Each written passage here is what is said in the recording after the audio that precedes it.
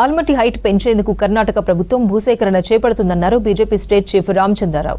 తెలంగాణకు జరిగే నష్టంపై సీఎం రేవంత్ రెడ్డి ఎందుకు మాట్లాడడం లేదని ప్రశ్నించారు. నీటి అంశంలో బీఆర్ఎస్ మాదిరిగానే కాంగ్రెస్ తెలంగాణకు అన్యాయం చేస్తోందని ఆరోపించారు. ఆల్మట్టి హైట్ పెరిగితే మహబూబ్ నగర్, నల్గొండ ఎడారయ్యే అవకాశాలున్నాయని హెచ్చరించారు. ఆల్మట్టిపై కోర్టులో స్టే ఉండగా ముందుకెళ్తే బీజేపీ ఊరుకోదని హెచ్చరించారు.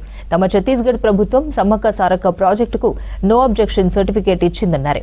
మంత్రి ఉత్తమ్ కుమార్ రెడ్డిని కర్ణాటక ప్రభుత్వంతో చర్చించాలన్నారు రామచంద్రరావు. అక్కడ ఉన్నటువంటి హైట్ 519 నుంచి 524 చేసే ప్రయత్నం చేసింది. కానీ అది ఉమ్మడి ఆంధ్రప్రదేశ్ అప్పుడు సుప్రీంకోర్టులో దాని మీద స్టే తీసుకోవడం జరిగింది. అంటే కొన్ని సంవత్సరాలుగానే వాళ్ళు ల్యాండ్ ఎక్వైర్ చేస్తూ ఉన్నారు. Land acquisition plus R&R relief and rehabilitation కూడా అవన్నీ ప్రయత్నంలో చేస్తూ ఉన్నారు.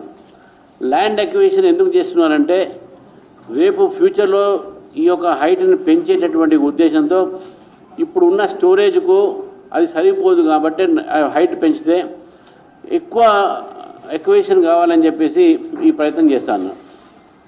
మరి మన ఒక ముఖ్యమంత్రి గారు వారు ప్రతిసారి ఢిల్లీ పోతారు. మరి వారు ప్రియాంక గాంధీ గారితోనో, సోనియా గాంధీ గారితోనో, రాహుల్ గాంధీ గారితో మాట్లాడి పక్కన ఉన్నటువంటి ప్రభుత్వాన్ని, వాళ్ళ పార్టీ ప్రభుత్వం మా తెలంగాణకు నష్టం అవుతుందని చెప్పి ఒక మాట మాట్లాడలేదు. ఒకటేదో ప్రాజెక్టు మీద మాట్లాడతారు కానీ అక్కడ వాళ్ళ ప్రభుత్వం చేస్తుంది కాబట్టి వాళ్ళ మీద మాట్లాడరు.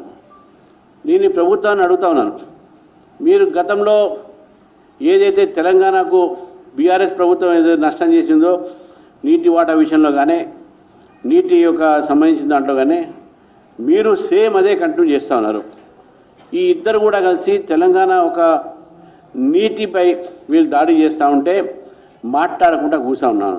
అక్కడ చూస్తూ అల్మాటిలో హైట్ పెరిగితే మహబూబ్ నగర్ అదేవిధంగా నల్గొండ డిస్టిక్ ఈ రెండు కూడా ఎడారయ్యే ప్రమాదం ఉంటుంది. కాబట్టి సుప్రీంకోర్టులో ఇంకా స్టే ఉండగా వాళ్ళు ఆ పని చేస్తున్నారంటే దాన్ని ఎందుకు ఆపట్లేదు ఈ ప్రభుత్వము, గత ప్రభుత్వం కూడా ఎందుకు మాట్లాడలేదని చెప్పి నేను అడుగుతున్నాను. అక్కడ సమ్మక్క సారల ప్రాజెక్టుకు వారు నో అబ్జెక్షన్ అడిగారు. మా ప్రభుత్వము అక్కడ మాట్లాడకుండా తెలంగాణ ప్రయోజనం కోసము, ఈ యొక్క దేశ ప్రయోజనం కోసము ఎమ్మటే నో అబ్జెక్షన్ NOC ఇచ్చి అక్కడ సంతకాలను కూడా పెట్టి వచ్చారు.